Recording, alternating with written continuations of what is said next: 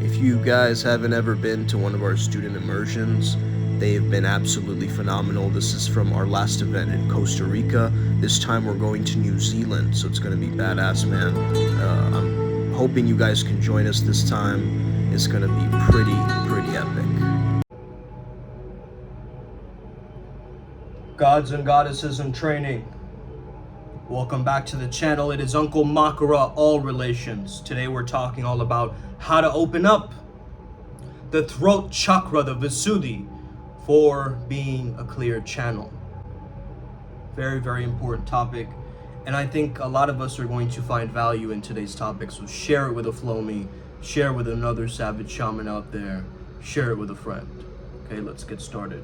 We are peak performance shamans and experimental biohackers that work in altering our state of mind. Now, shamanism or animism starts from the connection to the breath.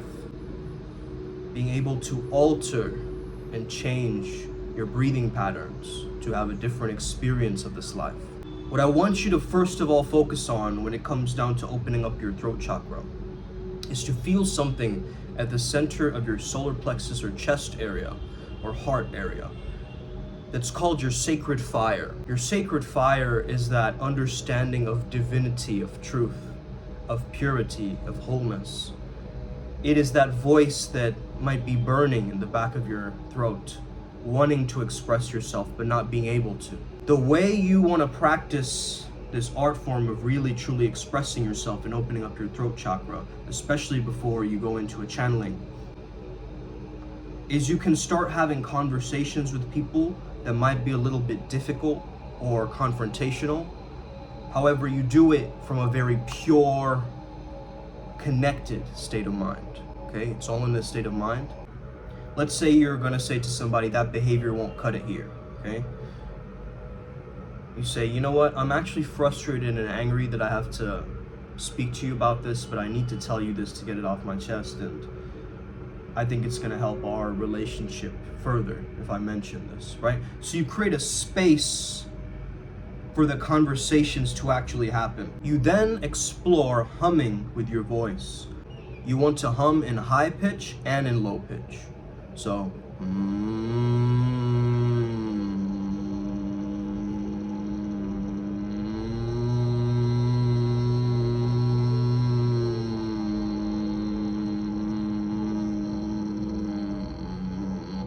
and you're gonna find your own rhythm in the hum. Once you find the rhythm, and you find the right pocket of the hum that sounds right, it sounds aligned, you stay there for 30 seconds.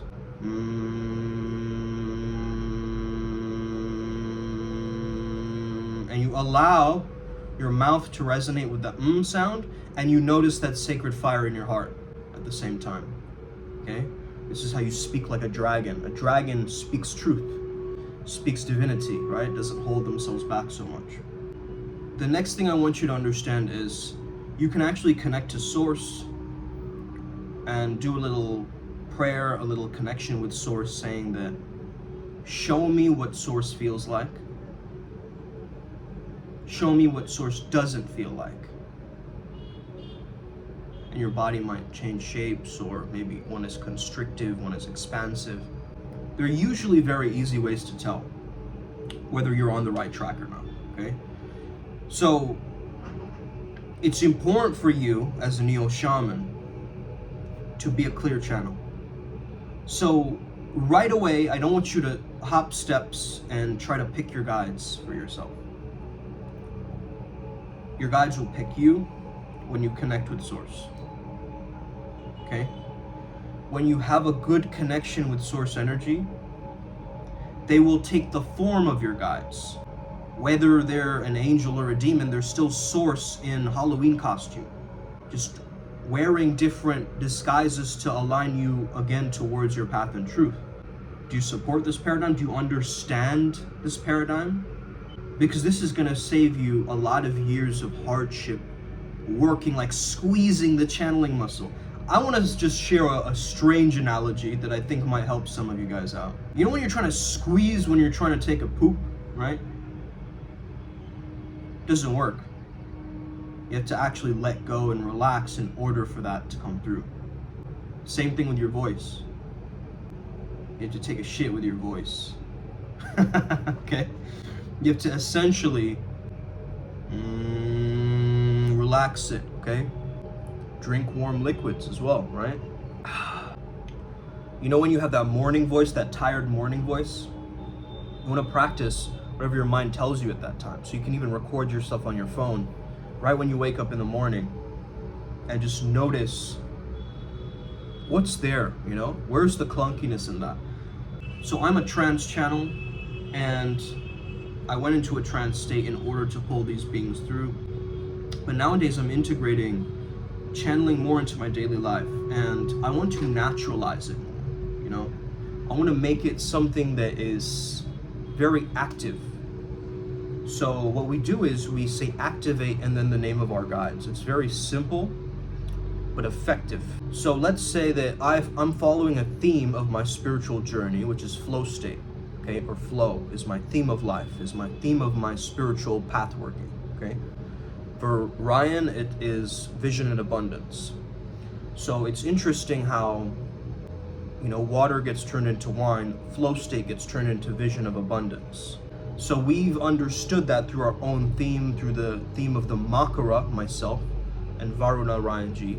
And together we create this amazing apex of, basically, think about us like the brown beside it, right? That allows the downloads and the initiations to come through. If your throat chakra is blocked, you might have issues with anxiety, low self-confidence, low self-esteem, these types of things.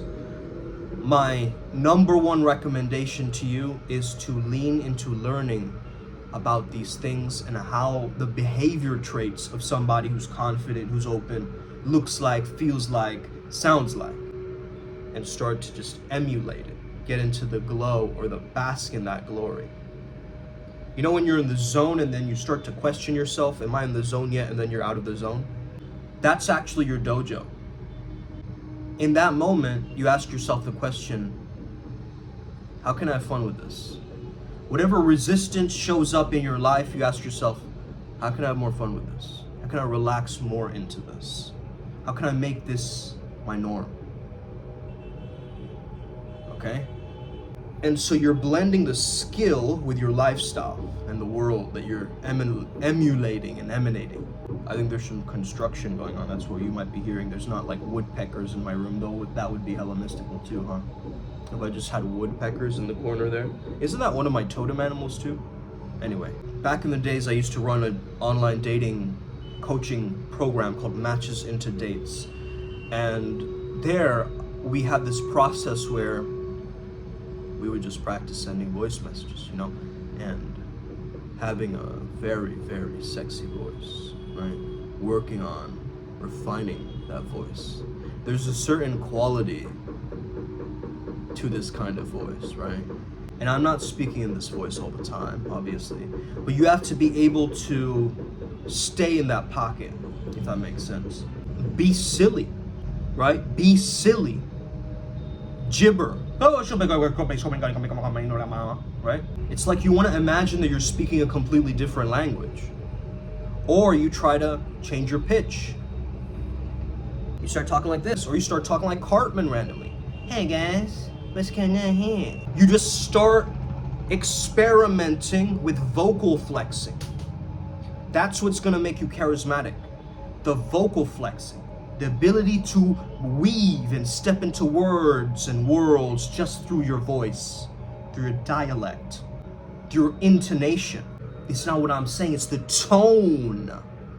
There's a certain character, a musicality in the tone and the way that it's delivered. So let Daddy Makara tell you today, okay, that you have a beautiful, glorious voice that needs to be embodied, that needs to be expressed. People need to hear your sacred heart fire. They need to hear your voice. You need to turn your mess into your message. You need to understand that whatever is hiding in there, whatever trauma, whatever distortion of source is hiding in there, whether it be anger, whether it be jealousy, whatever it is that's stuck, you let it go. I'm gonna be honest. I'm gonna be honest. Boom, freedom. Boom, ecstasy. Boom, back into connection with source again. Boom, alignment. And then when you're finally in the channeling state, you put your palms up, gaining a massive receptivity. And through this massive receptivity, you all almost imagine there is a divine light coming in through my palms and out through my fingers. Each finger is a lightsaber.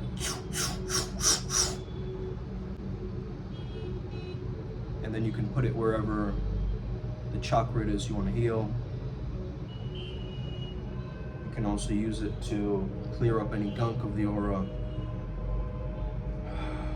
You can also keep it here and call forth that source energy to speak through you and give the greatest guidance that is ever possible. Okay? Tapping into the Holy Spirit and having it speak through you. Let's get it. Upward spiral gang. May we never be the same again. I hope you have an incredible day. Let's get it today. Upward spiral. I'll see you on the other side. We're all gonna make it. Osa.